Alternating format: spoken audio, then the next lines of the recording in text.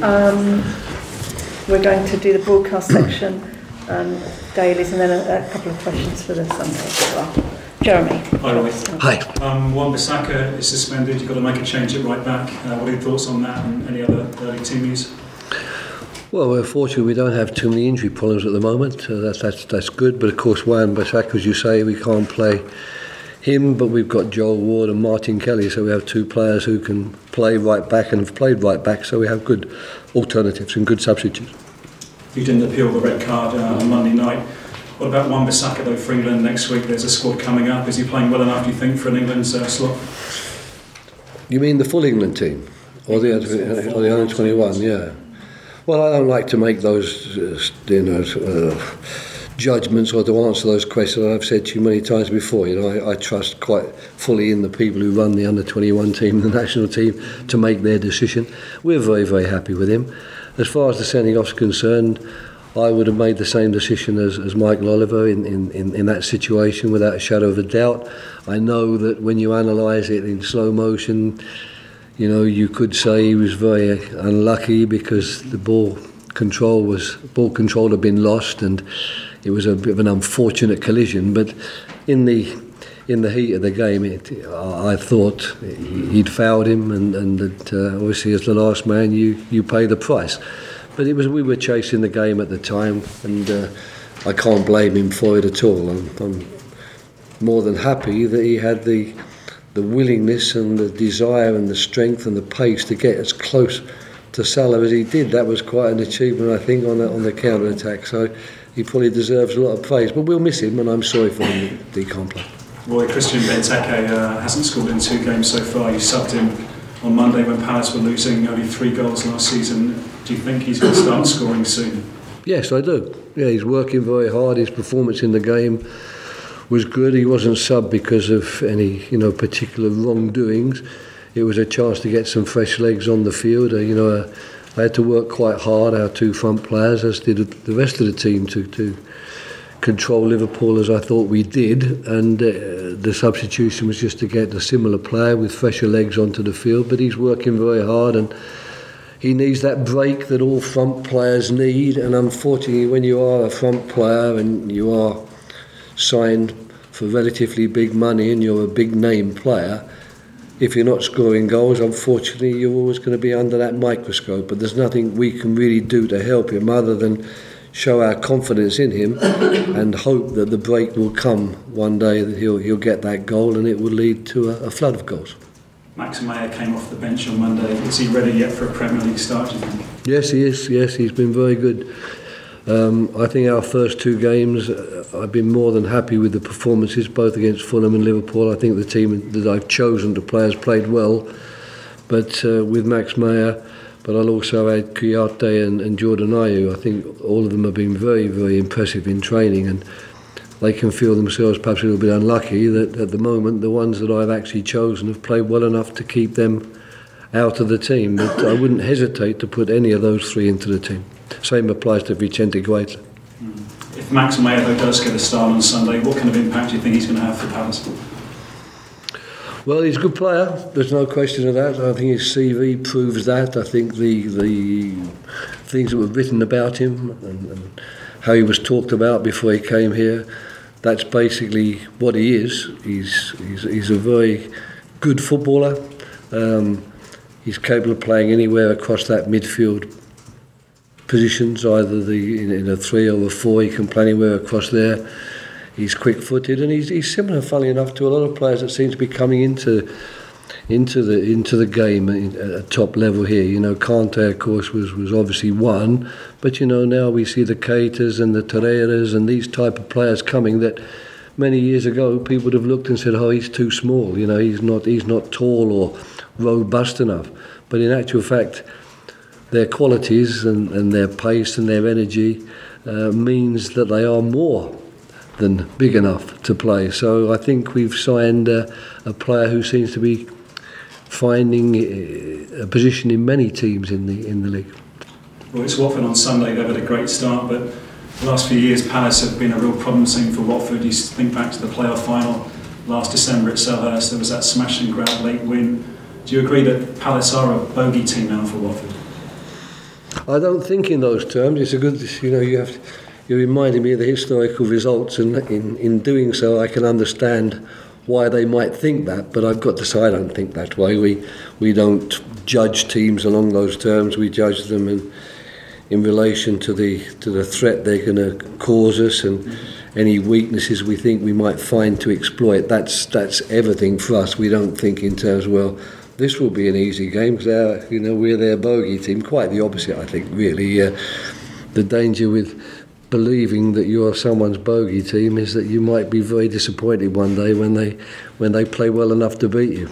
And Roy, the last two games at Vicarage Road, there have been diving controversies involving Wilf last April. He said afterwards there was an agenda against him. Previous match, Harry the Hornet was on the pitch diving behind Wilf. What did you make of all that, and has there been an agenda? Is there still an agenda against Wilf Zaha?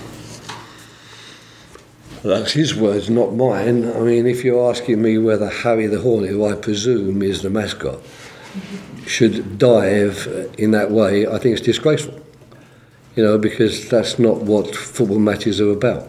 And certainly if it's provoking the crowd into looking for something which isn't there, it should be stopped. Wilf Zaha does not dive for penalties. He gets knocked over sometimes. Sometimes he gets knocked over or unbalanced without it necessarily being a foul or a penalty, because he runs at such speed and he's got such agility with the ball. But he certainly doesn't dive. But of course, unfortunately, if teams try to take every advantage they can, you've mentioned the mascot. I would be very disappointed if a Crystal Palace mascot was doing something like that to provoke the crowd against an opponent, and if I found out about it, I'd stop it. Just one final one, the loan window's closing soon. What are your thoughts, your feelings about possibly loaning out Punch and Williams or Suarez before the end of the month? Well, we don't have that many players, I mean, if you loan out those three, we might be trying to put a team out. We've got a very, very small squad of players here. We've added 3 and lost 5 from last season. So I'm not anxious to loan players out. When it comes to those individuals you mentioned, we listen to what options are available to them. But most importantly of all, what we're going to have to do is to look at the situation. Say, can we afford to let this player go on loan? Much as though he might not be first choice here at the moment, and much as though he would obviously relish the chance to get a more regular game or a better chance of a more regular game. They are contracted to us, and the big question will always be, can we afford to let them go? To get them fit though? Oh, they are fit. All those players are fit. Having said that, perhaps Suarez limped out of training today with a slight muscle problem, so I might be telling you a lie when I say he's fit. I haven't spoken to the physios yet, and I don't quite know the extent of that injury which forced him to limp out at the end of the training session. But he was as fit as a butcher's dog at the start of today's training, as were the other two. Thank you. Thanks. James from PLP. Hi Roy. You take last season into account as well. Palace on a pretty good away run of form. Is that something you've tried extra hard to focus on, getting the away performances better?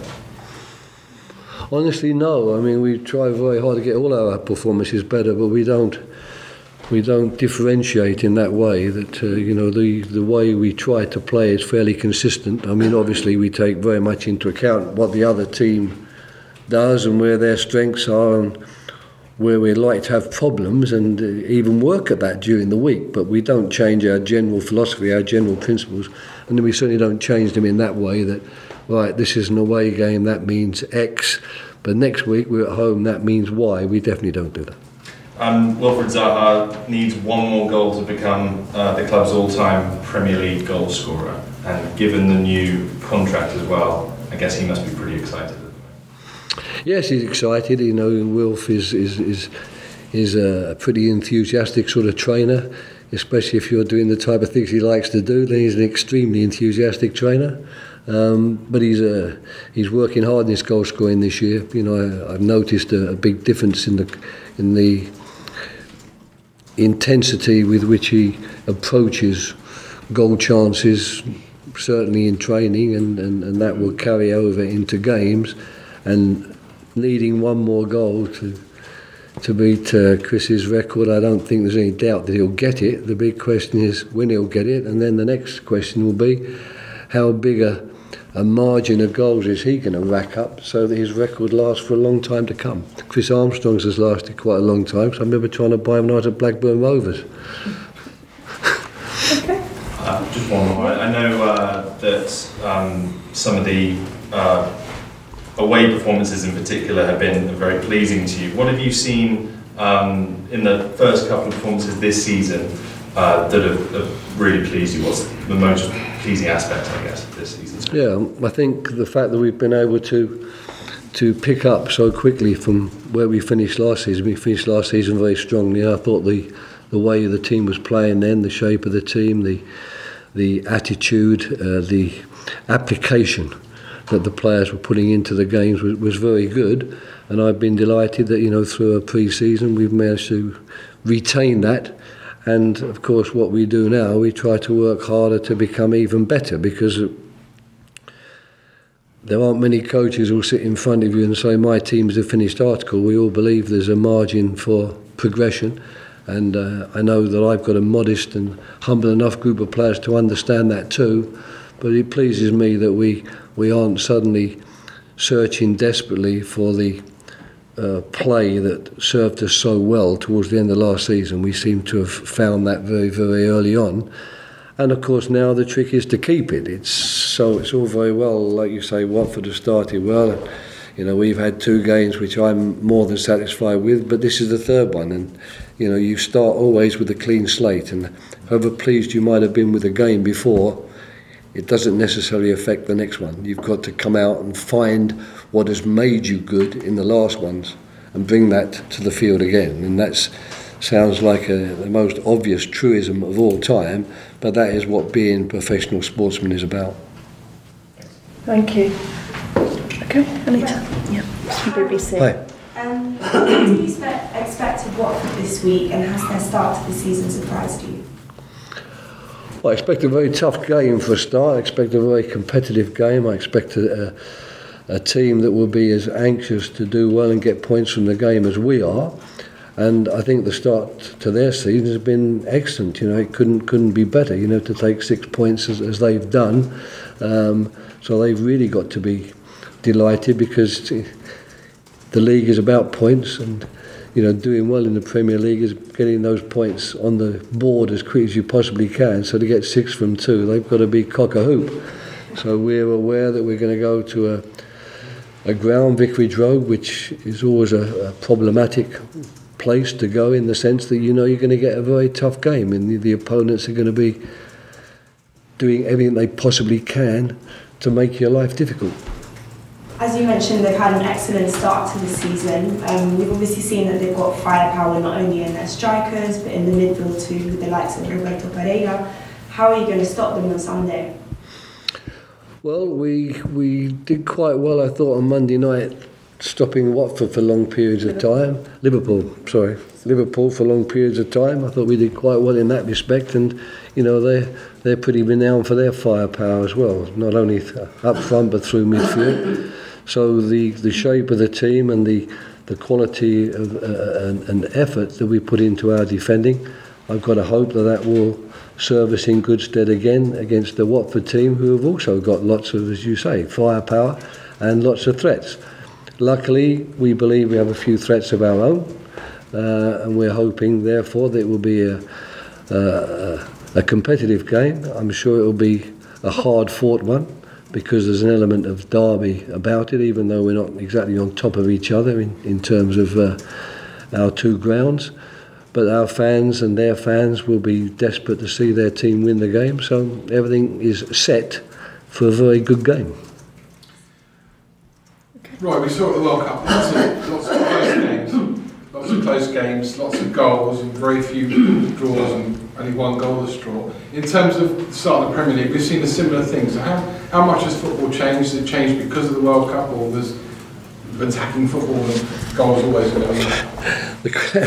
The question is far too philosophical for you. First of all, I'd have to accept the premise that the World Cup gave us this. And then I've got to accept another premise that the start of the Premier League has given us that, and I'm afraid I don't know if I can accept either premise. I'm not so certain that the attacking football that I saw in the World Cup was anything near as exciting as the attacking football I've seen in the first couple of games of the Premier League. And I thought a lot of the games in the World Cup were really either attack v defence or teams where one team is so clearly superior to the other. You don't see that in the Premier League to the same extent. So I'm afraid your premise escapes me to start off with. If I reduce the question to a simpler level, do I think that the Premier League has started strongly this year with a lot of goals, a lot of,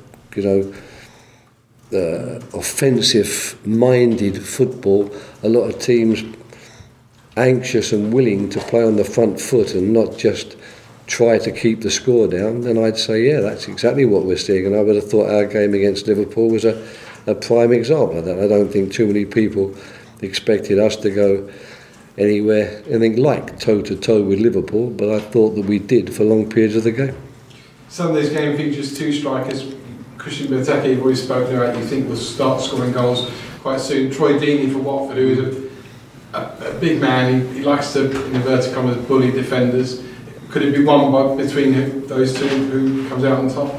Well, both of them will depend on how their teams play, won't they? Troy will need good service and Christian will need good service. I don't doubt for 1 minute that both will be working very, very hard to bring their qualities to the game and for their team. I think they're both, very serious professionals in that respect.